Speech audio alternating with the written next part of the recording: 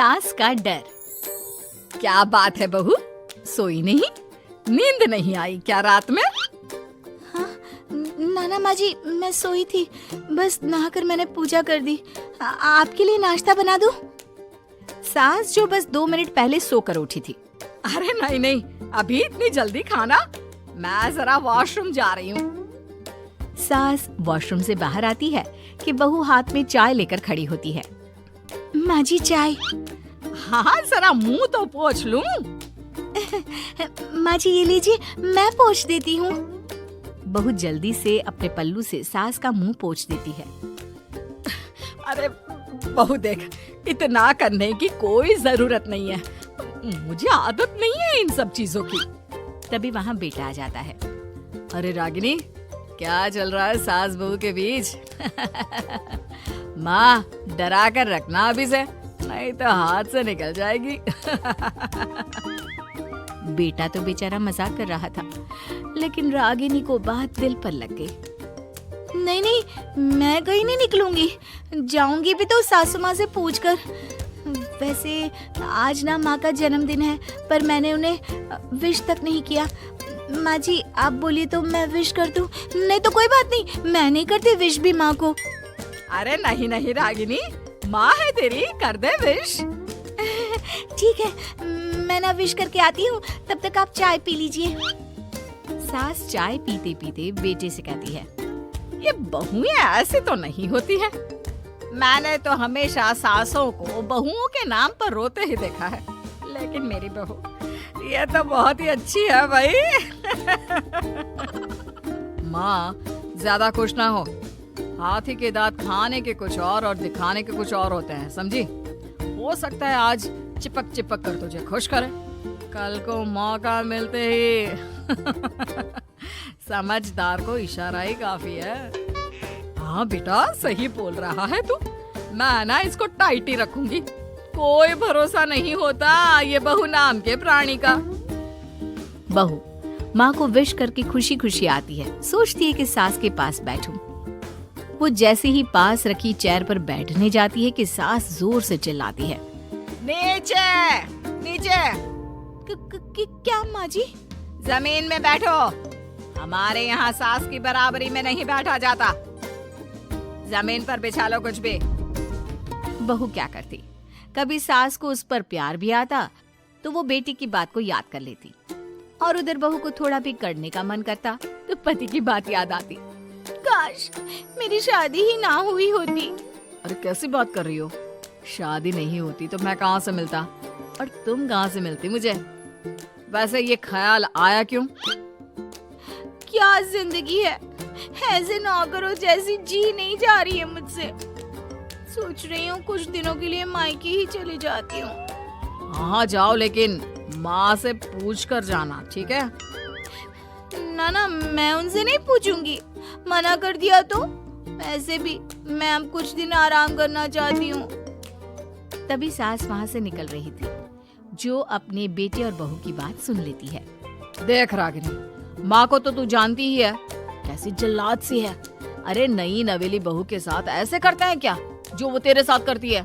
मैंने तो कितनी बार समझाने की कोशिश की कि मेरी बीवी को बख्श दो, लेकिन नहीं। माँ को हैरानी होती है कि आखिर ये उसी की औलाद है जो ऐसी राजनीति सास बहू के बीच खेल रहा है। सास वहाँ से चली जाती है। रागिनी नहीं मानती तो रागिनी का पति सीधा माँ के पास जाता है और उसे सारी बात बता देता है।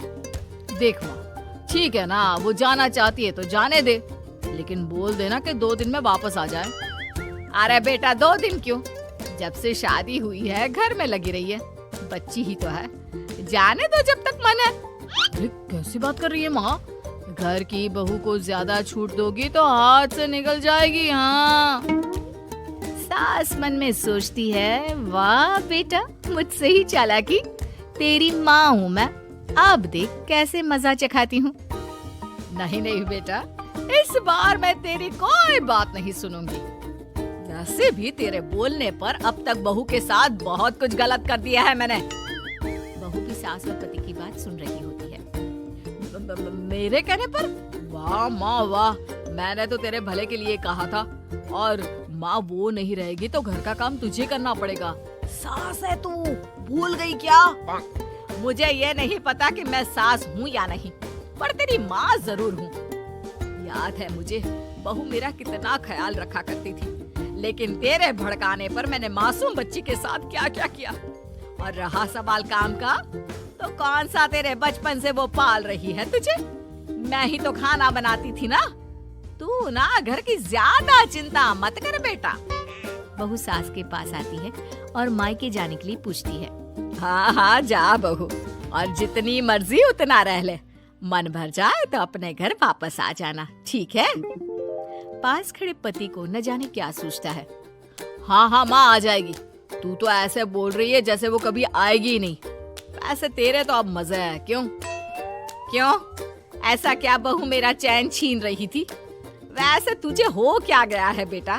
तेरी बात तो मेरी समझ में ही नहीं आ रही।